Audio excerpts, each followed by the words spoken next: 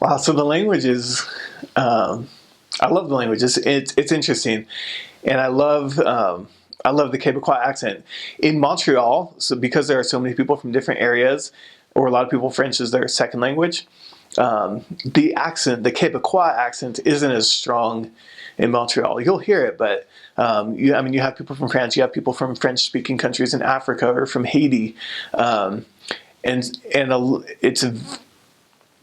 it's a bit of a different French in Montreal than it is in the rest of Quebec. I mean, written and the words they use, everything is the same.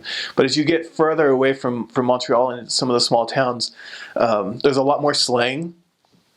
And just like, I mean, I'm sure in any country, like if you think of the U.S., if you're going from Utah to New York to, deep south, the accent it changes, but we all understand each other. And it's the same thing there. You understand everybody. People just have different accents. So it's interesting to do that. And sometimes when you first get to an area, especially with French being a second language, it's hard to understand some of the slang and some of the accent there. A lot of it's interesting, a lot of I guess the swear words or like the worst words you could say are actually like religious terms. In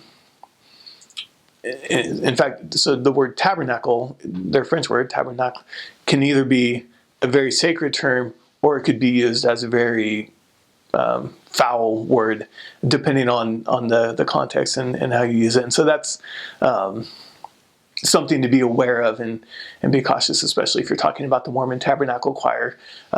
You want to, because it uses that word in it, it's something just to be aware of and get a sense of. There are two words. One is some of the words they use in France are used differently in Quebec, and if you have a trainer like mine, when you get to the mission field, he'll let you know very quickly which ones they are, because sometimes it's inappropriate. I think it was the word for hug or for kiss in France is very inappropriate to use. And so people are patient with you, though. I mean, you're not the first person to be there learning their language, so people are patient as you learn. One thing to be aware of is some words in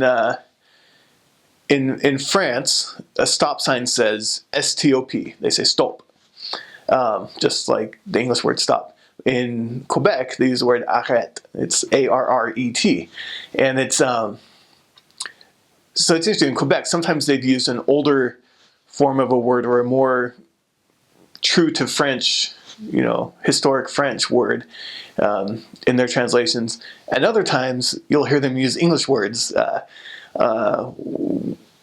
With car parts especially, vehicles, I don't know if it was 40, 50 years ago when vehicles became very common for everybody to own, the manuals were all in English for the vehicles they had in Canada. They didn't have bilingual manuals back then for the cars.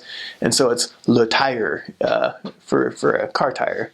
It's le bumper, whatever, different. They use the English word for cars. And so things like that are very distinct from French. But when you, in a religious context, in the teaching the gospel context, it's the same language. It's there's not really much of a difference. It's just kind of the day-to-day life that has different, where you'll find different meanings or different language used. So I guess like in the MTC, we learned bonjour, comment allez-vous, like a very formal French greeting. And what became more common when I was a missionary was salut. Is like, I think the literal translation is health, but it's just like what you say. You say hi or ça va. Just a very short greeting like that. So people aren't really very formal in greeting strangers like apparently they are in other parts of the world. So.